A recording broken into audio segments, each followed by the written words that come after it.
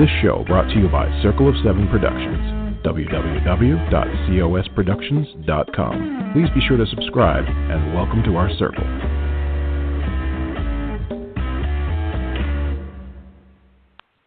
Hello, everybody. This is Patricia W. Fisher with Readers Entertainment Radio, and I hope everybody out there is doing okay with all of the really intense Mother Nature stuff going on. We've got lots of hurricanes coming in and hitting and that. We've got fires. We've got a lot of stress in our lives, COVID. There's a lot of things going on, and it is hard, very hard for us to take care of ourselves. At this kind of time, it's very easy to just kind of let our health go by the wayside, because I think a lot of us just kind of feel like emotionally we might be hanging on by our fingernails. Also, the stressors of everyday everything, paying bills and going to work and taking care of the kids and just getting through the day, and that's a lot. So, but it is also, with that, all that said, it is Read a New Book Month here in September. And so one of the things I would encourage all of you to do is to make sure you read a new book. And I have a suggestion for a book for you guys. It is called Don't Let the Memories Fade, and I am so lucky that we have the author is going to talk to us today. Her name is Kate Kunkel, and when her mother was diagnosed with dementia, she set out on a quest to discover why this happened to her mom and how she could help her mother and how she could prevent or decrease the odds of it happening to her.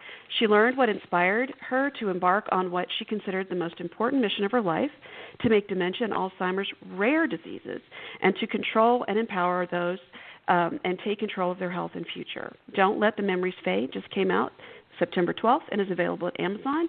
And you can find Karen at her website, Facebook, Twitter, YouTube, and her Amazon author page. All the links are going to be in the write-up of the show. But we are lucky enough to have her come talk to us today. How are you today, Miss Karen? Actually, it's Kate. Kate Kunkel, yeah. No worries. Yay. Oh, I'm sorry. I wrote Karen. I will change that. Thank you for saying something, because I typed Karen and then I wrote Kate, which is a beautiful way to segue into brain wellness, because apparently my brain was elsewhere this morning. So that's all right. Boy, you know what? I was like that so much before I started this protocol. I honestly, I would sit there and I'd try to think of the name of an object, like a tea kettle. And I would look at it, and of course I knew what it was, but the word would somehow not be there.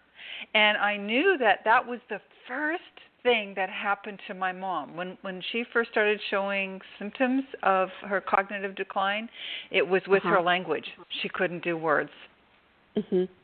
And I noticed too, I talked to some friends of mine whose mother-in-law, this one particular friend of mine, she would talk about her mother-in-law would stand there and watch the phone ring, and she's like, I know I'm supposed to do something, but I'm not sure what it is. And so it's not the situation of where are my keys, because everyone loses their keys, everyone like, where did I put that? It's what are the keys for? That's the difference of knowing when it's just like an overwhelming day versus an actual neurological something going on, right? Right, and also when it's not just once in a while. Like I don't lose my keys very much anymore. That's something but when it happens all the time, or you find them in really bizarre places, like the fridge. Mm-hmm. Mm-hmm. Then it's something. Another thing that's an interesting symptom, and we saw that in the movie Still Alice, where she couldn't find her way back from somewhere. And that's a very common indicator that you have some issues going on, when a place where you normally know it really well, and then all of a sudden you have trouble getting there or getting back from there. That's pretty common. Huh. And some people kind of blow it off, right? Because it's like, oh, I'm just thinking of other things. Exactly. But that's a big deal. Don't do that. Don't blow it off.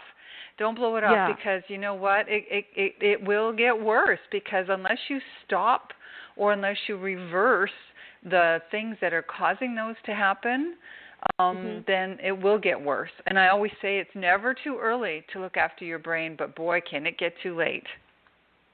Right. Well, and let's back up a little bit because, your mom was diagnosed about a decade ago, correct? Correct. Okay. And you saw these, you're saying you kind of started seeing some of these. Did you see them before she noticed them? Or was it something that she came to you and said, I don't feel like things are gelling the way they're supposed to?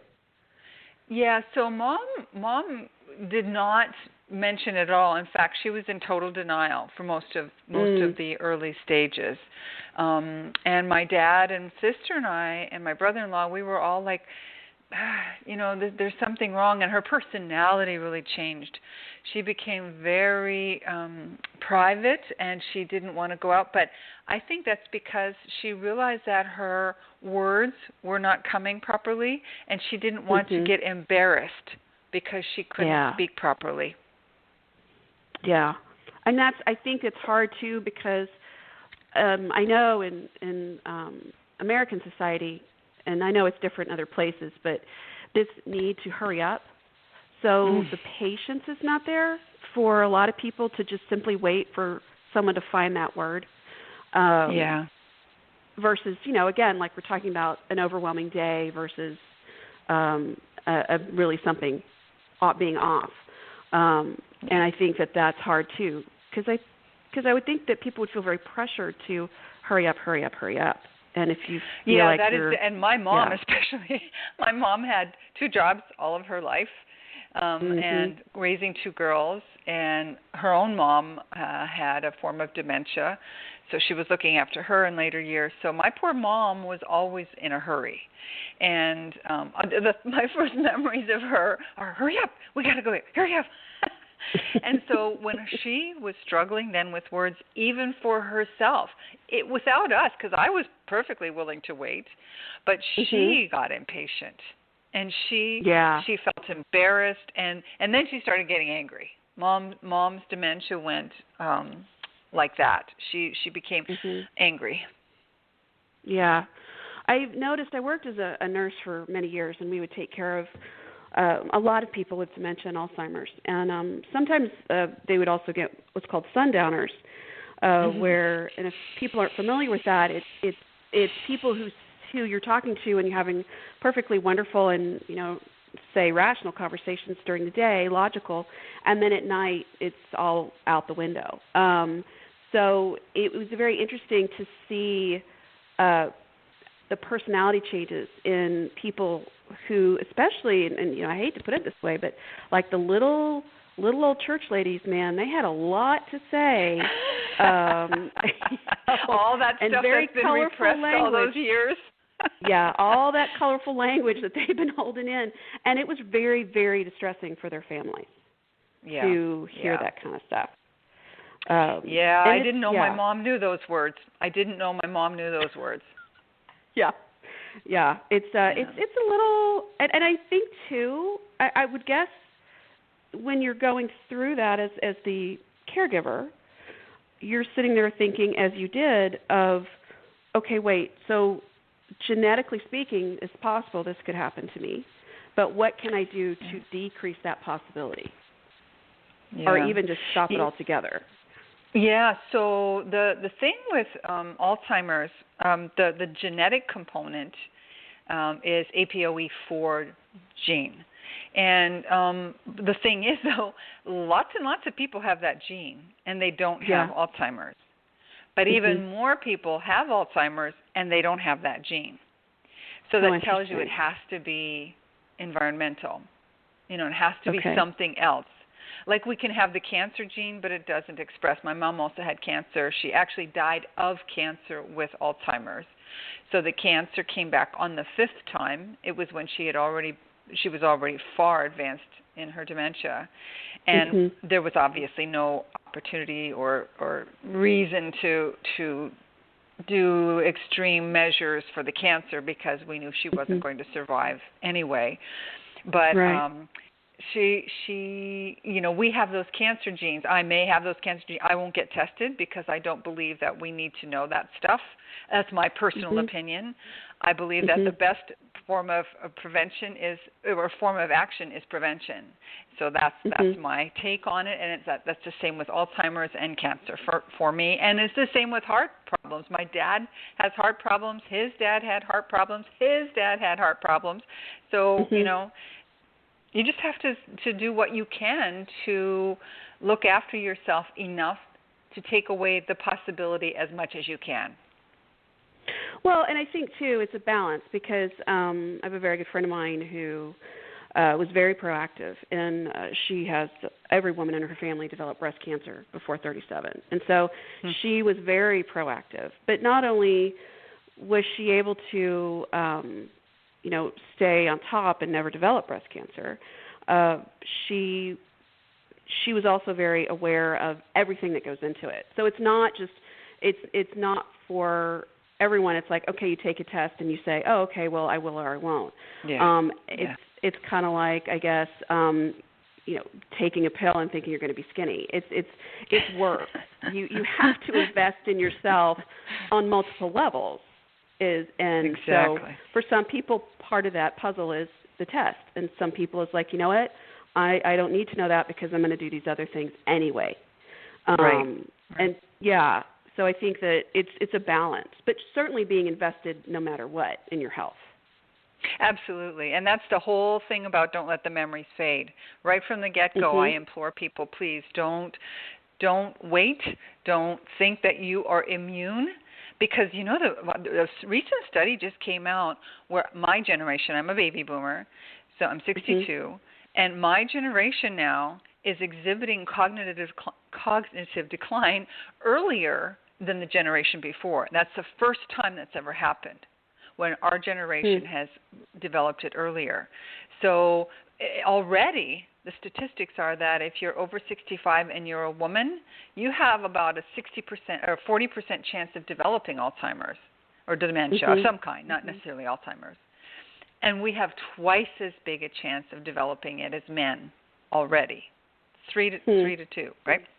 So that just tells you we have to start as early as we can, because already we're getting this earlier. Dementia is forming earlier. I believe from my research and from my own experience that it's partly the food supply, it's the stress levels, the poisons in the air, the water. It's just everywhere. And those toxins are a huge risk factor for all of us. Well, and like you're saying, too, also I think the more sedentary lifestyle is also a factor in there. Because, if you're just sitting, and I've got 4 kids, and they've had virtual school because of all the stuff that's been going on. And, I have a high-risk concern, and my husband has a high-risk concern. And so, we're doing what we can. But I notice that if they're sitting too long, they just get, everything gets draggy. Yeah. And they just get kind of dull, and then they fight with each other more, and they're just kind of and so we've talked about if they went back to school in the early phases, but they're just sitting at a desk the whole time the way they've had it set up here in, one room all day. And I thought, well, at least at home they could get up and jump up and down, and 5 minutes they could run around the backyard. Yeah, movement is so important. And fresh air. Oh, my gosh. I wrote a whole article about that in my blog, how the people being kept inside is the worst thing we can do for our immune system, number one. But also it's bad for everything else that contributes to bad health. So if you're not getting that vitamin D, you're more likely to develop all kinds of medical issues, including dementia, later in life. So it's really important to get outside and to move. So you've got your book, and so you're going through this journey with your mother. And what was the catalyst that made you say, I'm going to write this? Was it a start as for yourself only, or was it saying, I'm going to help myself and other people? So the writing came later. So the research began 10 years ago when Mom was done. And I had also just been diagnosed with rheumatoid arthritis. And autoimmune diseases like MS, RA, those all also precursors, they can be precursors to developing dementia because it's all the same thing. It all comes from inflammation. So I was able to reverse my symptoms. I haven't had a flare-up in years. But I think that the fact that I was getting better and I could think more clearly, oh my gosh, the difference in my brain was just incredible. And I was feeling so much better, and I started sharing it with other people in my circle. And then I thought, you know what? I need to help other people, because when my mom then went into long-term care, there is nothing more depressing than seeing a lineup of old women. It was all old women in this section she was in. They were parked in wheelchairs in front of a TV that wasn't even on, and they didn't even know that they were parked in front of a TV that wasn't on. And my heart broke over and over every time I went there. Sorry, I'm getting emotional. But no, I please, thought, go ahead. I don't want anybody to suffer this. And I know that I can help. So that got the fire under my butt. And I was in a completely different space in my life. I'm a harpist. Sure. I own a little retreat center here in Ecuador. My life was very calm and collected. But I felt, because I had been able to reverse this for me and help so many others of my friends, okay, I've got to do this. And I know there are other books out there that help, but they're so technical, they're so medical. And people just, you glaze over when you read them. Even I glaze over when I read them. so regular folks are going to glaze over. So I thought, I'm going to do this. And it was, honestly, it was going to be like a little 30-page freebie that I could email. But then when I got doing more and more, I thought, okay, I got to let people know why and how. So then the why came, and you see in all the chapters, I've given you the book, so you see the chapters that say why, like social isolation, like lack of exercise, like poor sleep, like poor nutrition. All those things are the whys, but now we got to fix it. So now the whole last half is fixing it, and that's where I talk about all the foods that are good for reducing inflammation and helping with diabetes and all that. So that's how that whole thing came about. I had no intention of writing a book, and I certainly wasn't going to write a 340-page book, but that's what it ends up being. But that's where you are. You know what would be a lovely compliment too, and not that you don't have anything else you're doing, but I mean, worksheets or like a workbook would be fun, and even like print and color pages. I mean, I'm just saying, because I remember going through my nursing clinicals, and I was so stressed, and I didn't do well the first round, and I was just devastated because I worked so hard to get my RN from my LVN or LPN. And I was just like, I am not going to freak out on my next clinical. So before I went, I bought a coloring book and crayons, and I sat outside the room before testing and would color. Good for you. And the other students were like, whatever, what is she doing? Well, let me tell you, I was sailing through those clinicals, and so before the very last one, I was coloring, and someone's like, do you have any extra? I'm like, no, go get your own, because I'm like, well, that's why I encourage people to draw, even if it's just like Zentangles or mandalas or that sort of thing. In fact, when you mentioned that, I'm just like this week, I decided the course I mentioned to you in our pre-talk here, this week I was learning how to create programs for people, and what I'm doing starting the 28th of September, I'm having a little program that's going to be 5 weeks, and we're going to go through all the cool things you can do with music and mindfulness, like coloring, and meditation to help improve your brain. The whole idea is to take it, and this has gotten really very little to do with nutrition. I'll talk a little bit about it, but this first step is to de-stress, to chill out, to be able to focus mindfully on things.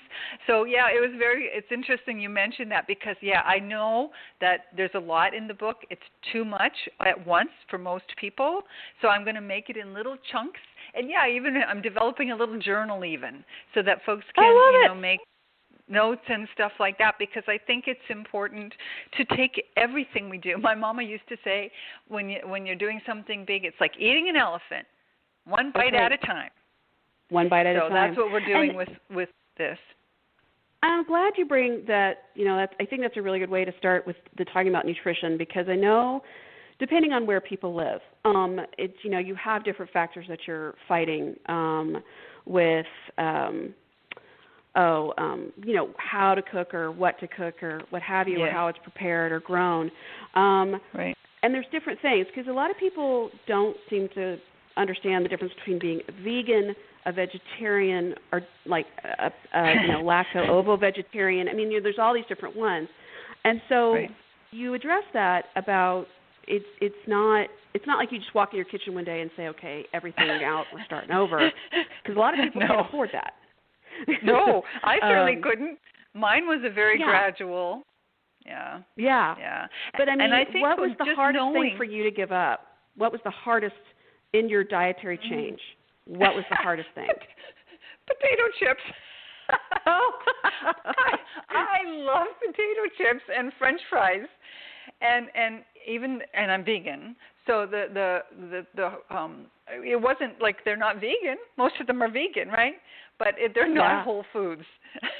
So that was the hard thing for me. And every once in a while, my husband will bring home a bag of corn chips, because here the corn is not genetically modified. So I will eat the corn chips here. And that's my little trick, because they're not as salty here. Things are not as salty here. It's very interesting. And they're not as sweet here. But anyway, so that was the hardest thing for me. But the first thing I got rid of, and I recommend it to all because I do some private coaching, because there's so many people who are coming to me and saying, I can't do this myself. So I do that. And the first thing I ask people to do is the sugar and the packages of stuff. So a lot of people have lots of packages of stuff in their cupboard. And if they can donate it, or they can just toss it, I don't recommend that, because I hate wasting food.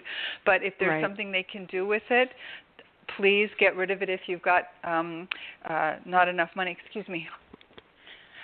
Somebody just showed up at my window. So to get rid of the processed stuff, and if you can do that. If you have to work through it, here's an idea. You've got all these packages. Spread them out so that you've got more fresh foods with a little bit of processed, more fresh foods and a little less processed. Work it out that way so that you're not wasting anything. But the processed foods, because we don't even know what's in there, right? And I always say, and this was even before I went on this journey with Mom, if I can't pronounce it, I don't eat it. Yeah, didn't Breyers do a commercial about that years ago, about their ingredients? Like, you could read all their ingredients. They had kids reading the labels of the different it was a brilliant marketing thing. But Breyers had like cream, sugar, milk, and then the others had a bunch of stuff you couldn't pronounce. And I always wonder about that. But it's interesting that you say sugar, because a lot of people are like, oh, well, I can cut sugar back.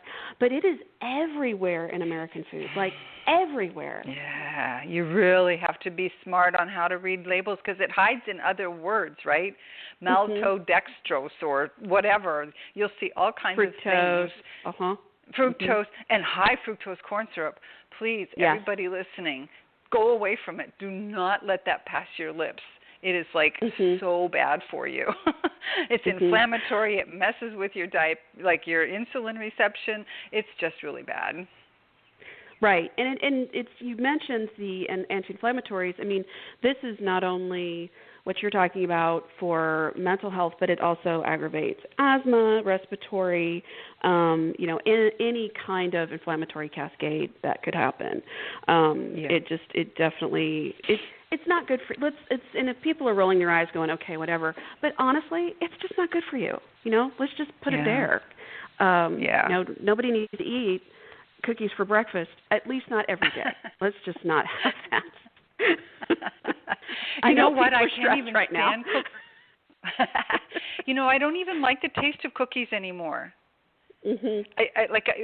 Somebody offered me a cookie that she had made, and it was vegan, but it had sugar in it.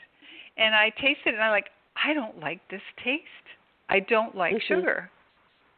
It's really interesting. Yeah. Definitely it's a process. So we've touched a little bit on the book and then the different things in it, but one of the big things that I loved about reading through your stuff is how much music plays a part in all of this. You're a harpist. Yeah. And which is not an easy instrument to learn.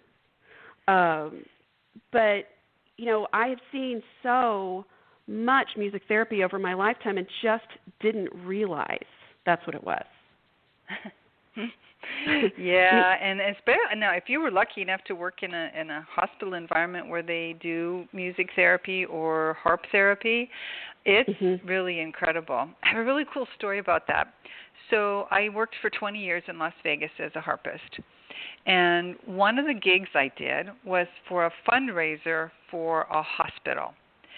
And they asked us, my former husband and I, we had a CD called Millennium, and the hospital, when they hired us to do the fundraiser, the dinner, the banquet, they wanted a copy of our CD for every plate at this fundraiser. There were like 600 people there. It was a very lucrative gig. Yeah, I guess so. A very interesting story. So we were playing, and the doctors were, all these doctors and people, and two of the doctors got called away on an emergency during the dinner. That was still in the time of beepers. They got called away, but they grabbed the CDs and that were at their plate and took them with them. They were in the emergency room. It was a really bad accident with lots of very badly hurt people. And the one doctor said to the nurse, put this CD on, because he'd just been listening to us play. Please put this CD on. They did, and he wrote to me afterward, and he said, I have to tell you that I think you might have saved some lives last night. Wow. Because what the music did was to calm everybody down, the families, the patients, the staff, because it was very relaxing harp and guitar music, and it was what they needed in that particular situation. Think about it. People triage, all this stuff going on, and people very scared, and in the background is this. And because it's 60 beats a minute, that's how we did that. We helped people's heart rates go down. So anyway, that was a very cool thing. But music, yes, it's so, so powerful. And I do a lot in the book about music.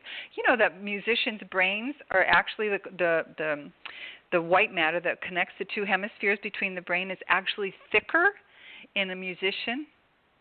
Huh. I did not know that. So that means the messages. Me want to get back into it. Yeah. Yeah. The messages can get between the two hemispheres better.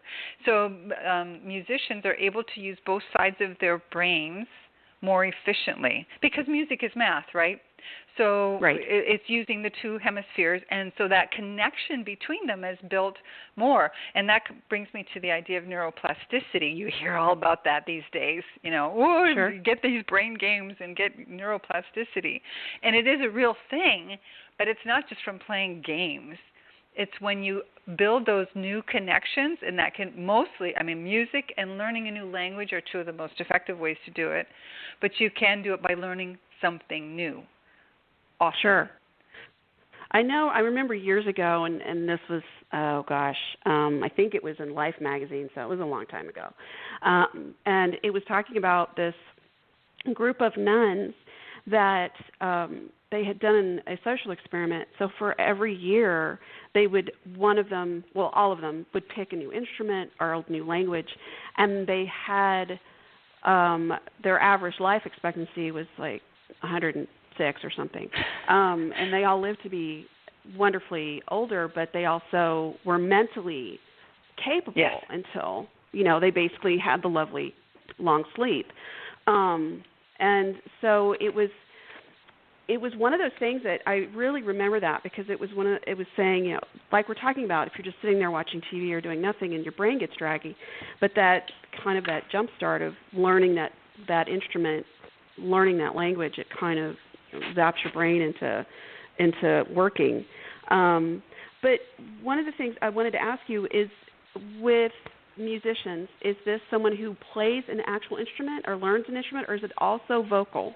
Just vocal. Oh, it can be. It can also be vocal, because remember, there's a little bit more of the connection when you're doing the math, because when you're doing the instrument, because you are also getting physically involved in you have to learn patterns. You have to learn where to place your fingers in those patterns. It's like dancing. You can just dance, like goofy dancing, or you can dance like salsa or tango or rumba, where you have to actually move your feet in coordination with someone else, or choreographed. So there is a difference. But the singing, you're invoking then also that the lung thing and more oxygen and all of that. So you've got what you lack in the physical part of being a musician of an instrument, you make up in other ways with singing. Right. Okay, that's good. And you can also yeah. a really powerful thing is singing in a choir or singing in a group. Okay. And it doesn't matter how well you sing. It doesn't matter if you're off key. It does not matter. When we sing with other people, not only are we getting the benefits of the singing itself, we actually, our hearts synchronize. And that social connection, that heart connection, people dismiss it a lot, but it is very important, and it is very good for your brain, singing with other people. Yeah. Well, and, I know that people are like, okay, yeah, music. But, they've done extensive studies on how it helps treat depression and decreases stress, and it helps soothe people with neurological issues, even something of autism, or it helps just basic self-expression. Think about people going to concerts. You have this social connection because everybody wants to sing this song. It means something. I still get teary watching Freddie Mercury do Live Aid, because I've made my kids watch that 20 minutes probably 3 or 4 times because I'm like, you don't understand what he was trying to say. They look at me like, we got it, Mom, we do. But it's one of those things of, it's just more powerful, I think, than people realize. And it's, when I worked on the floor of the ICUs, I'd always tell people to bring in, if there's music they like, just as a familiarity, even if somebody's in, unconscious or in the stages of dementia, whatever stage that might be. The music is actually soothing. And it can actually, I'm sure you've seen those videos where they bring iPods with some music that the patient experienced when they were younger, and they'll let them listen to it, and they come back for a while. They'll come back, they'll talk about their memories.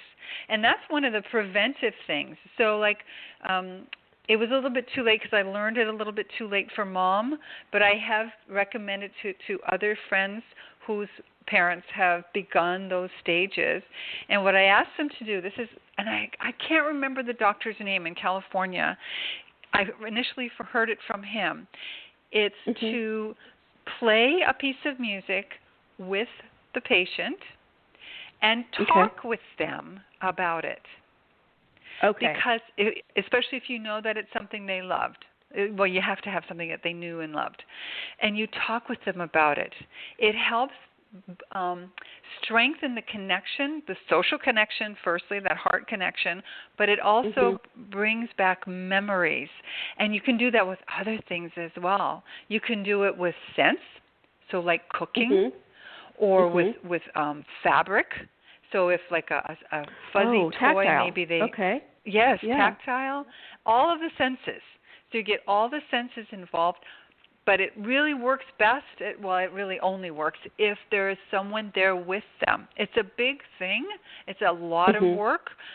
I sure wish I'd known it when Mama first started, because I would have done that with her. I learned it too late. Well, and I think too, it's kind of a sweet memory. That I remember when I played the song for my mom, and she told me the story that I had never heard before. You know, that kind of thing. And then when you hear that song later, it's like, oh, that's kind of a bittersweet memory. You know. Yeah. I mean, it's just really super powerful. Are there any particular songs that you really appreciate in regarding to music therapy, but that you've, like, songs that kind of repeatedly come up when you've talked to other people of what they've used as a connection?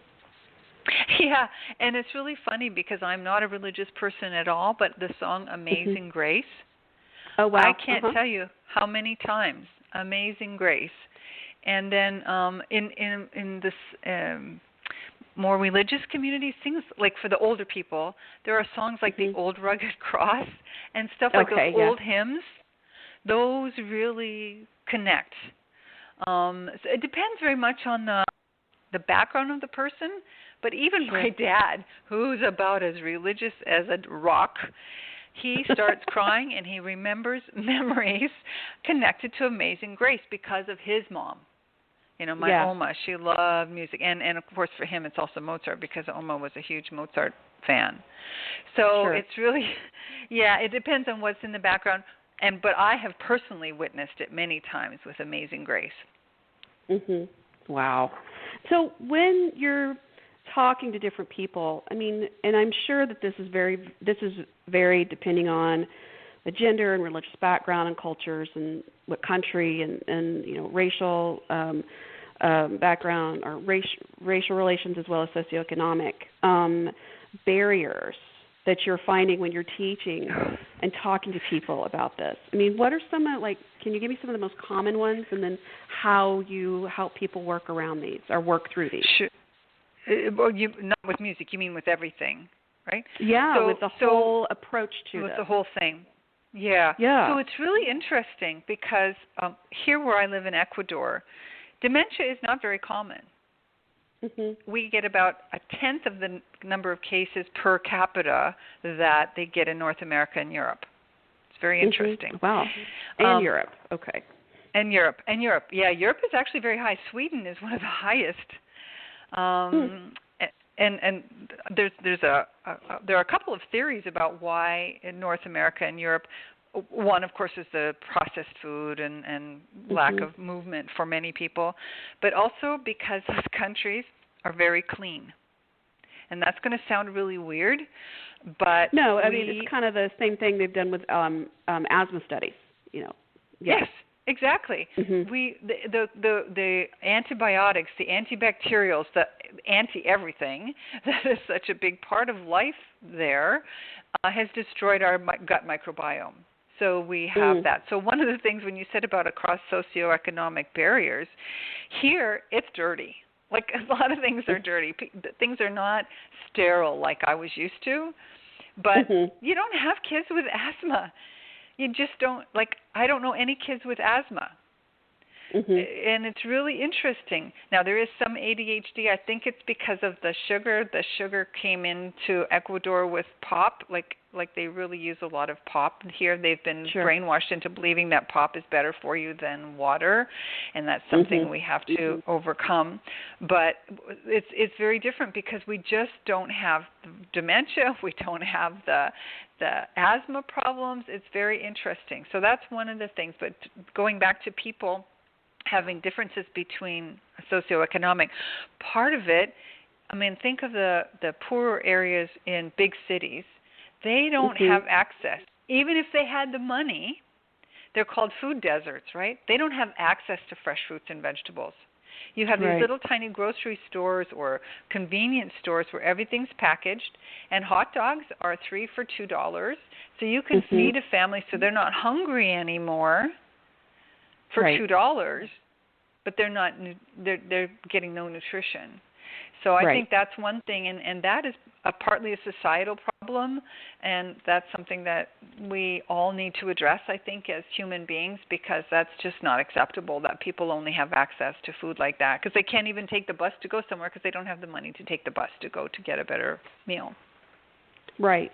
Or honestly, there's some neighborhoods that aren't going to be friendly to someone who's coming in to buy better groceries. And there's a lot of seems to be a lot of anger going on.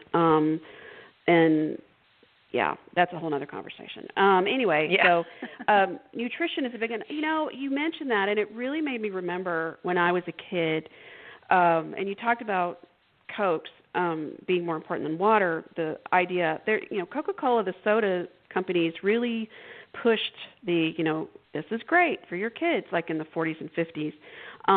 But even when I was a kid in the 70s, it was still more expensive than milk. And so we never got soda at home. We never got Cokes at home because it was just more expensive. And it was a big treat when we'd go to my grandmother's because she would get them. And we drank Tab. Do you remember Tab? It was dreadful stuff, but we drank it because, it was new.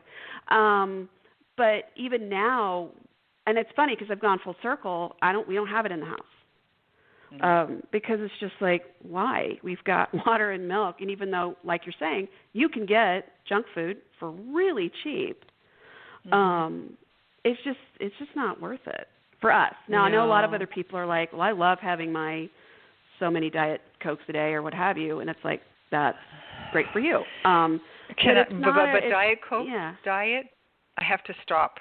Because diet, any kind of artificial sweeteners, you might as well because they're so bad for your brain, for everything, but really for your brain. Aspartame is a neurotoxin.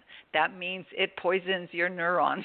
That means you can lose your brain very easily with it. And when I've met my current husband and he was drinking Diet Coke, I said, look, and this is long before Mama got sick. I said, look, if you're going to drink this stuff, we're not going to have a relationship because I am not going to be watching you drool in a hospital because you've lost all your brain cells. Well, and it's interesting because we've gone to the movies and such, and if I get like a popcorn, which I know is not good for me, but if I go to the movies, I'll get a popcorn and you get a drink with it, and I'll say, can I just have ice water? And they look at me like, you don't want a soda? I'm like, no, because I think the last time I was like, okay, fine, I'll get a Diet Coke, and I hadn't had one in, honestly, probably 15 years. And I had the worst headache. I'm like, I'm not doing that again. I'm done. I didn't even drink half of it. I was like, forget it. I'm out. And again, that's me. There's plenty of people out there who are like, oh, what's the big deal? And that's fine for you. But it's collecting that information like you're giving and seeing, okay, where can I make changes the easiest, and then what am I going to have to work harder to do? Yeah. Because it's not an easy transition. No, it is not. And eat the fruit. It's good for you. Yes. Pick all that low-hanging fruit and eat it. And that's how I always just say, look, what can you give up today? What is it? What would you like it, but you wouldn't really miss it, and we go from there. But sugar and processed stuff, and most people really have a bad reaction to white flours, wheat, because, and it's not even so much about the gluten, although that's a part of it for many people. The wheat itself is sprayed with glyphosate just before it's harvested. The whole wheat as well, but it's sprayed just before so that it's easier to harvest.